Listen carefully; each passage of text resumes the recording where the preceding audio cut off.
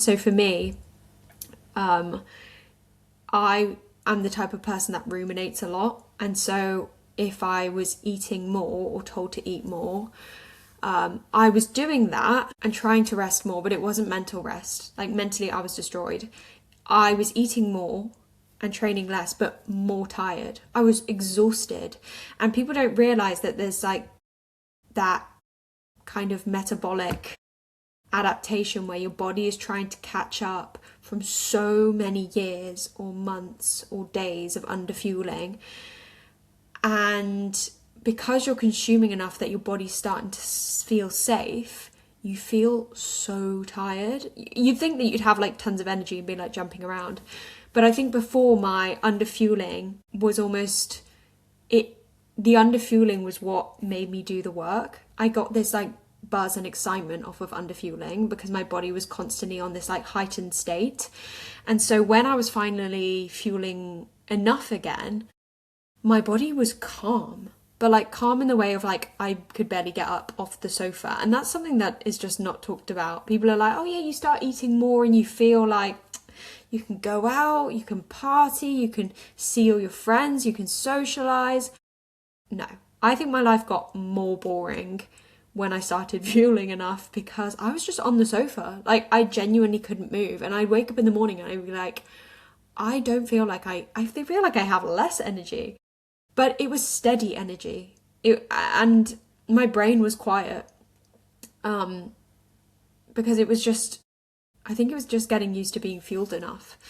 And so there's that kind of period where you do feel more exhausted, but then after maybe 2, 3, 4 weeks, you then start to feel that benefit. You know, you can go out and you can start to enjoy life and events a little bit more. I mean, another thing that isn't talked about a lot is I really struggled with eating out and with menus, and so I'd have to kind of like look up the menu before I'd go out, and I'd spend most of the time focused on the menu than the kind of social aspect.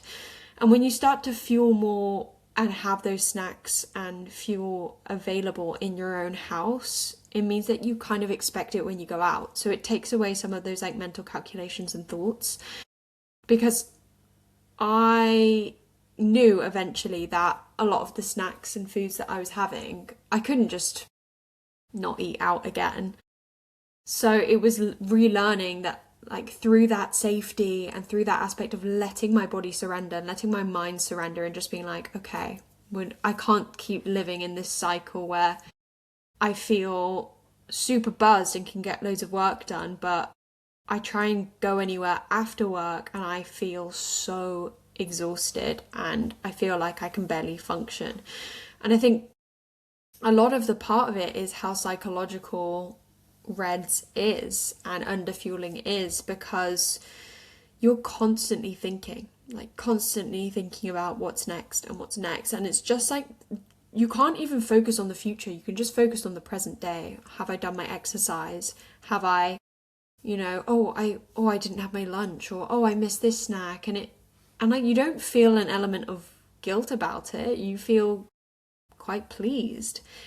And the point where you've reached the point where you're happy that you're feeling underfueled is the moment when, that's the real hard part, because that's when your brain has rewired to think that underfueling is making the output and making your life better. And it's almost hitting that point to know that it doesn't work like that. I mean, for me, I was underfueling for so long, but my times were improving, and I was able to cycle really far, and I was able to do my fastest hill climb, because in cycling there's so much talk of like body to weight ratio and all of that. And it lasted 6 months, and then my body one day just said, nah, enough is enough. And my Achilles went.